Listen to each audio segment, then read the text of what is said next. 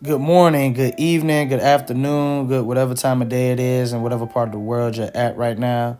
Welcome back. And we're going to go ahead. This is going to be part 3, the last video for our review of parallel lines and transversals. Okay. So for parts 1 and 2, we've already done number 10, number 11, number 12, 13, and 14. So number 15 is going to be our last example for this review section. So let's go ahead and jump on in. Number 15 says, use the diagram to the right to answer questions below. It says, so we got A through F, all right? So the way this is going to work, A through F, every time we look at A through F, we're going to have to reuse this diagram to the right. So whatever I do to the diagram for A, I'm going to erase it and then do something else for B, okay? So taking a look at A, it says that, hey, if the measure of angle 3 is 107, then the measure of angle 16 must be blank for J and K to be parallel. Well, angle 3 is here. Angle 16 is here. So what I want to do is only focus on the on that side. So I'm gonna put circles around these two intersections. And then pretty much everything else, let me redo that last circle. And then pretty much everything else for right now, I'm just going to block it out. We're not even going to worry about this right here. Okay. Now, if we look at the color scheme, let me go top left, bottom right, top left, bottom right.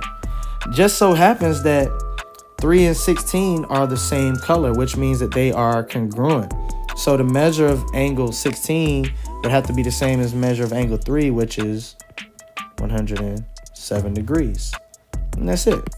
Now I'm going to erase this, and now I'm going to take a look at letter B. B says 15, right? Let me erase these highlighted parts. B is asking us about angle 15 and angle 14. So let's find it. Angle 15, which is right here. Angle 14, which is right here. Now I'm going to draw circles around those two intersections. And I'm just going to block out everything else up here. You don't have to scratch it out on your paper. I'm just doing that because visually, mentally, you need to be blocking out that other one, okay? Now, when we look at angles, we need to do our shading. So top left, bottom right, top left, bottom right. Now, if we look at this, angles 14 and 15 are two different colors, which means that they're supplementary. So I need to subtract whatever angle 15 is. Angle 15 is 84. I need to subtract that from 180. And when we do that, that becomes 96. So angle 14 would have to be 96 degrees in order for line L and line M to be parallel. Okay. Let's take a look at letter C. Letter C says angle 3 is equal. If angle 3 is equal to angle 6, what converse proves that L and M are parallel? So angle 3 and angle 6. So we're only worried about these top two intersections. So the bottom stuff, we're just going to act like that's not even there, right? All right. Then we're going to do our shading. Top left, bottom right, top left, bottom right. They are congruent. However, we need to figure out what their relationship is, okay?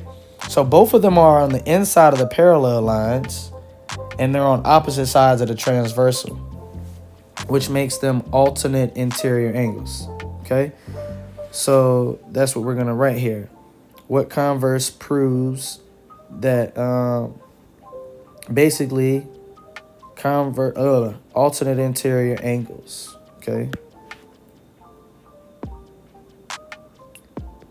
Alternate interior angles. So for these, we're just really identifying the relationship between the two angles, okay? Let's look at letter choice, letter D, all right? Letter D says angle 7 and angle 15 are equal. 7, 15, so let's circle those two. Circle, circle. We're going to act like this other one doesn't exist over here. Now we're going to do our shading. Top left, bottom right, top left, bottom right. We can see that 7 and 15 are congruent. They're the same color. But what's their relationship? Okay.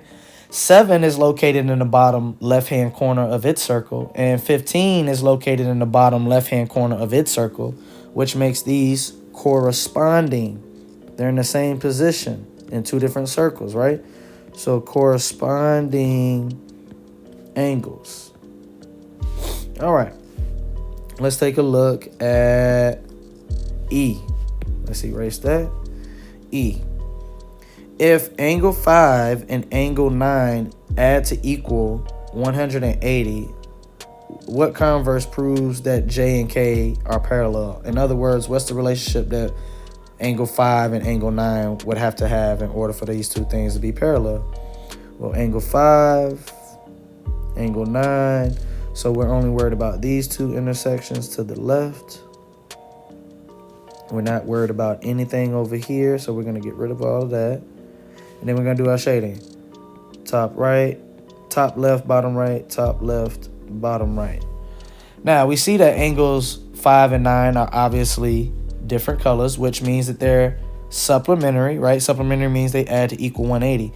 However, we need to figure out what their relationship is. They're both on the inside, right, of the parallel lines, and they're on the same side of the transversal, which makes these two angles consecutive interior angles.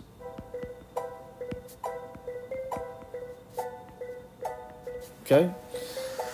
And the last one, not number, but letter F.